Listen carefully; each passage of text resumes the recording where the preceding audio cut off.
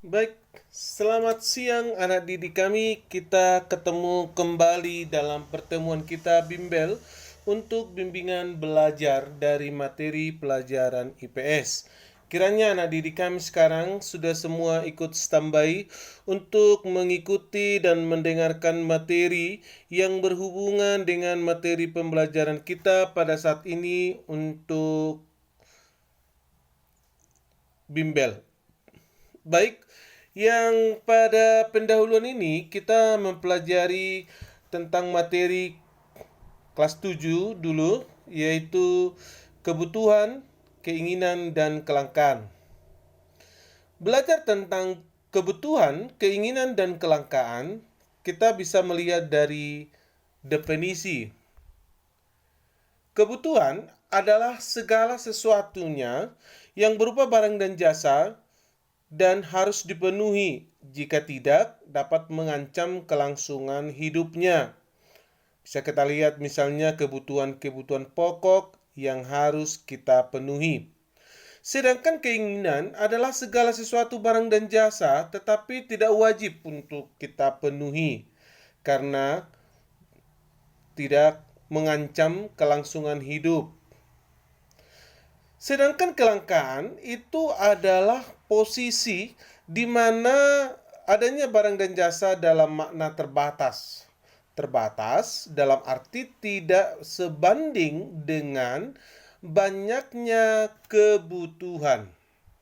Kelangkaan dalam bahasa dan istilah ekonomi sering disebut dengan kata scarcity. Dalam memenuhi kebutuhan selalu berdasarkan skala prioritas, di mana kita harus memilih kebutuhan yang paling penting dulu hingga kebutuhan-kebutuhan selanjutnya yang saling melengkapi. Kebutuhan yang melalui skala prioritas, yang pertama itu kebutuhan menurut intensitas ataupun kepentingannya, yang terbagi atas kebutuhan yang primer, kebutuhan yang sekunder, dan kebutuhan yang tertier ataupun tersier. Kebutuhan yang primer itu yang paling pokok, seperti makanan, minuman, pakaian, dan perumahan. Sedangkan kebutuhan sekunder adalah kebutuhan yang melengkapi primer dan kebutuhan tertier adalah kebutuhan yang dikatakan kebutuhan mewah. Seperti kalau di zaman sekarang bisa dikatakan kebutuhan mewah seperti kata-kata mewah, mobil mewah, rumah mewah, sepeda motor mewah, dan lain sebagainya. Baik, selanjutnya belajar tentang kebutuhan, kita bisa melihat juga bagaimana pengertian ruang dan interaksi antar ruang. Interaksi antar ruang itu adalah pergerakan orang, pergerakan barang, informasi dari daerah asal menuju daerah tujuan. Ruang adalah suatu tempat dan unsur-unsur yang lainnya yang bisa mempengaruhi kehidupan di permukaan bumi ini. Terjadinya interaksi antar ruang itu ada 3 kondisi yang saling bergantung, seperti saling melengkapi. Misalnya di adanya barang di wilayah A, di wilayah B tidak ada sehingga wilayah A memenuhi barang tersebut di wilayah B. Sedangkan yang kedua, kesempatan antara, yaitu suatu lokasi yang menawarkan alternatif.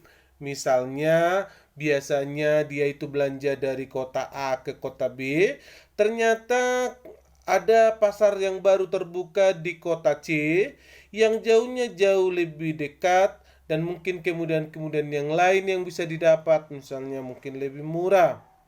Baru yang ketiga itu kemudahan transfer, yaitu kemudahan untuk memindahkan daripada barang ataupun produk itu dengan biaya yang jauh lebih rendah dibandingkan dengan keuntungan yang diperoleh.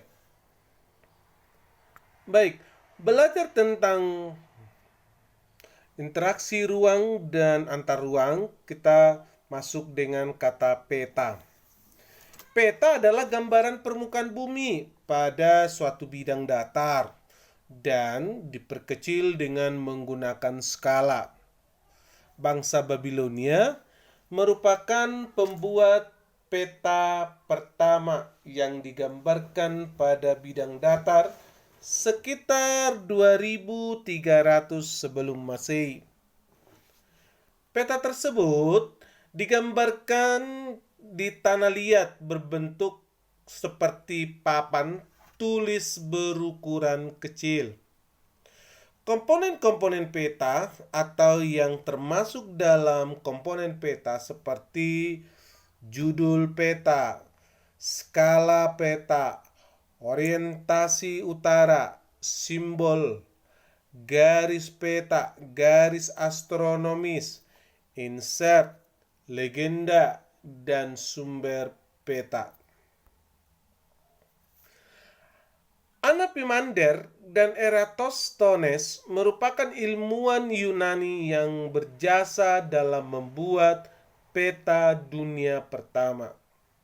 Berdasarkan pengamatan dan pengukuran bumi secara sederhana. Peta hasil pengukuran yang agak cermat dibuat oleh Ptolemeus sekitar tahun 150 sebelum Masehi. Dibuat berupa peta dunia berbentuk kerucut.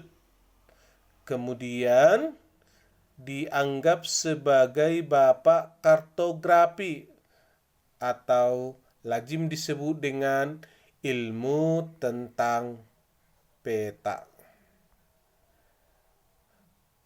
Oke, baik. Untuk anak didik kami yang mengikuti bimbel, materi gambaran untuk kelas 7 pada bab yang pertama yang bisa memberikan gambaran tentang apa itu ruang dan interaksi antar ruang, apa itu peta dengan unsur-unsur dan komponen-komponen peta, dan apa itu